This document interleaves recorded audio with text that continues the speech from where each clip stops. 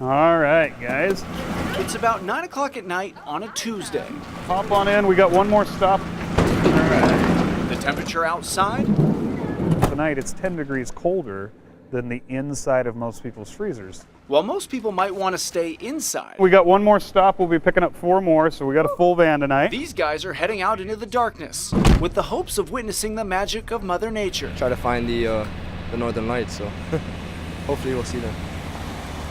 For more than a decade, No 2 nights are ever the same. Ron and Marquetta Murray have been chasing the aurora.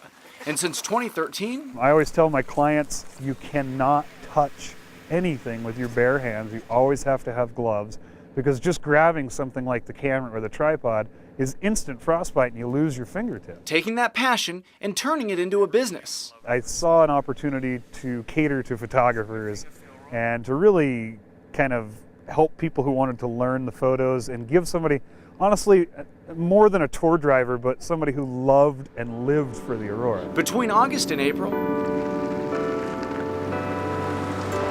Ron and Marquetta draw about 400 people from around the world all the way to Fairbanks to chase the aurora. Tonight is no different, with visitors from all over, including Switzerland and Hawaii. Pretty crazy. It's freezing over here for me. Our winters do not look anything like this. There's sunshine, it's warm, the water is 80 degrees, so being in negative 22 degrees is kind of crazy. But no matter the distance traveled, when it comes to the Northern Lights, nothing is for sure. You know, the tough nights are the nights when you have to disappoint people and you don't get to show them aurora. But the nights where it is magical and that makes up for it is why we do this job. It's just amazing to share that with people. And on this night, Absolutely, it is a gamble. 3 hours in, no sign of Lady Aurora. No guarantees. We knew it can happen. It's Mother Nature. Maybe it will, maybe it won't. Despite the darkness, this group would make the most of their Alaskan experience. You know, the climate and everything is just so different for me, and I just love the experience. We never have a cold like this. We don't have snow, and we don't wear clothes like this, so this is fun. But whether the lights came out or not, as 2 a.m. approaches, Okay, stay still. Where am I looking? a different kind of magic filled the air. Stay still. Hold the pose. Don't even move. Okay. Okay, she moved. A special moment these two will never forget. Yes. Awesome! A moment that was about to get even better, Oh my God, that's good. as Lady Aurora lit up the sky. While she didn't come out for long, it didn't matter, It was a life-changing experience. It was amazing, absolutely amazing. as the long wait, late night, and bitter cold were well worth it. Super magical. It was probably the best experience ever, and I'm so happy. For Extreme Alaska, in Fairbanks, Holy crap, look at that now. with photojournalist Dave Brooks, Blake Essig, Wow, that's it. Channel 2 News. Okay, go warm up.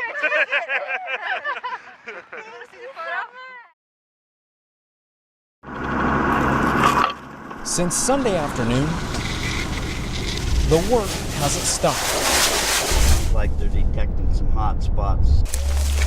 Each crew working 16-hour shifts, clearing brush and smothering hot spots. A long day for some, but a welcome distraction for 51-year-old Leo Leshak. I'll have to deal with it at some point, but I'm hoping it kind of fades out a little bit by then. For the past 6 years, Leo Leshak, a captain at the Willow Fire Department, Just get in there. has dedicated his life to protecting this community. It's not just me, it goes the same for this whole department and all of our brother firefighters, but I know any one of these guys would have done the same thing. While he won't admit it, You have no choice anyway. I mean, you have to do what you have to do. what he did was nothing short of heroic. This property here is actually one of my firefighters, a captain on my department in Willow, lives here. This is what remains of Leo's home. 40 years of his life up in smoke. Everything he owned reduced to powder and ash, except for one important thing. Easy. Good girl. Good girl, Deezers. Yeah. 8-year-old Shyla and the rest of his dog team.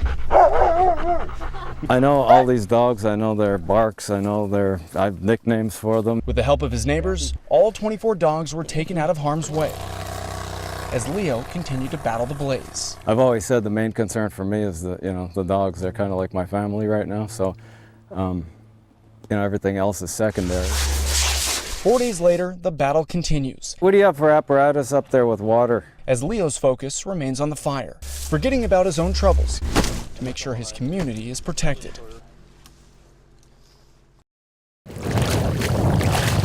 Along the banks of the Tuksuk River. It's very small. It's probably one of the smallest villages in the Kuskokwim Delta. Sits a village where roads don't exist.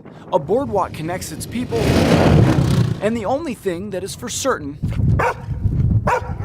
it's going to be windy. Nightmute, Alaska is home to roughly 300 residents. Most are Yupik Eskimo who have lived here all their lives. This is far more rural than anything I've ever experienced. Others are new. Meet 23-year-old Amanda Barrett.